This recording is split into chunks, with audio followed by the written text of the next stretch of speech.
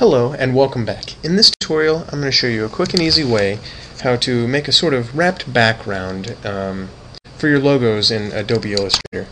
A lot of people for this technique just simply use the pen tool. I found a kind of a quicker way to do this that looks really good, and it minimizes the amount of points that you need to make. So what I did here is I made just a sample logo. Something that has a symbol in it and some text. Something that you would see a lot in a pretty standard logo. This technique works for many different types of logos, and it can be used with and without the pen tool. And I'll just kind of show you quickly what I'm talking about. The first thing that you might want to do is make sure that you have all of your logos selected, and I guess that actually really doesn't matter. Your logo you want on maybe a different layer than the back, just so you can work with the back separately. So I'll just make a new layer and put it down underneath layer 1, and I'll go ahead and lock layer 1 just to make working a little bit easier. So now we can move any of our logo. Then I'll click on layer 2, and I'll go ahead and select my shape tool, and I'm going to click and hold down, and I'm going to go down to my ellipse tool. What we'll want to do is we'll push down shift and drag until we have a circle that's just a little bit bigger than the circle that we have in our layer 1. And you can kind of just place that so that it goes over the top of there. Maybe what we'll do is we'll unlock the first layer and we'll select both of these circles, and we'll use our align center, and we'll just align it so that it's completely centered, and we can go ahead and lock our first layer back up again. The next thing that we'll do is we'll select our shape tool again, and we'll select our rounded rectangle tool, and we'll make a rectangle shape, a rounded rectangle shape, and you don't need to hold down shift for this one. We'll make a rounded rectangle shape that has about equal spacing away from the letters on each side. We'll make that, and we'll do the same thing down here.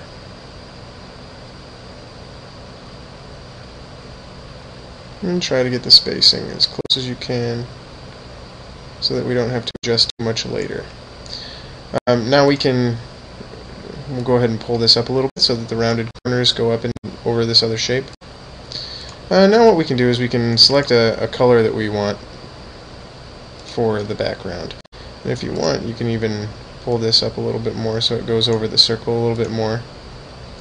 But we'll click on all these shapes, and we can select a color that we want for the background. Let's pretend that we just want a gray color, so we'll do a 25% black. So you can just select black and make it a 25%. The next thing that you want to do to make this one shape in the background, and this is the most important part, there's no reason to do this unless you make one shape, really, is you open your Pathfinder tool, you go to Window, and down to Pathfinder, click on it, and it'll open up your Pathfinder tool, and you'll go to Merge. And that'll merge all three of those shapes that you just made and make it into one shape.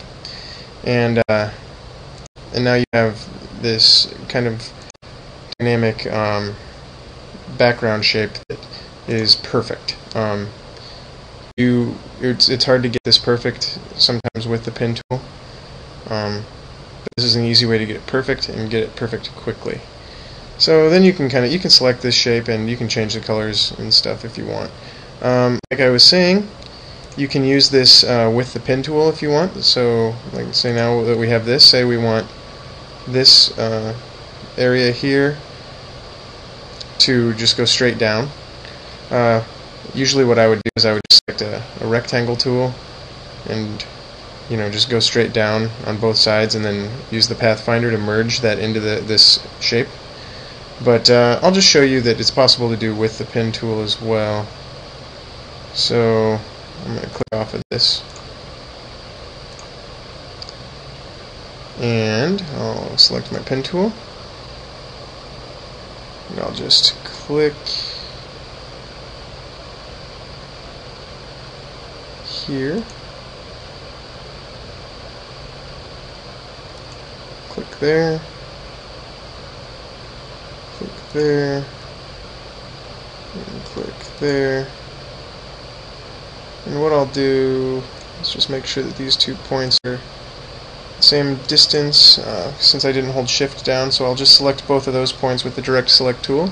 Use my align tools, which you can find under window as well, and left align those 2 points. I can align these 2 points the same way. I click on that point with my direct select tool, click on that point with my direct select tool, and click the you have to hold down shift to select both.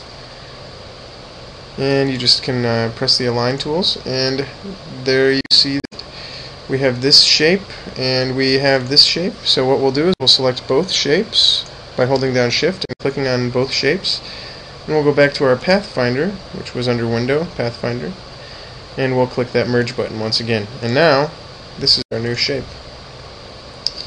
If you have an area like this where it kind of cuts in a little bit, and you want it to look more like this shape, what you'll do is you'll take your pen tool, you'll hold it down, and you'll go to the negative area, and you'll just delete the point that's troubling you, that one.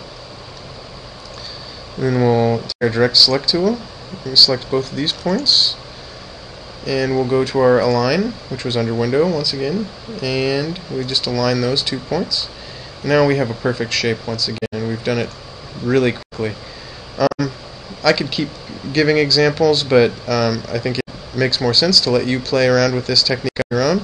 And it's kind of a quick and easy technique, but it's something that I didn't start doing till a lot later than I should have been, and it's something really good to know. So I hope you learned something. Please subscribe to my blog, subscribe to my channel, follow me on YouTube, Twitter, and thanks for watching.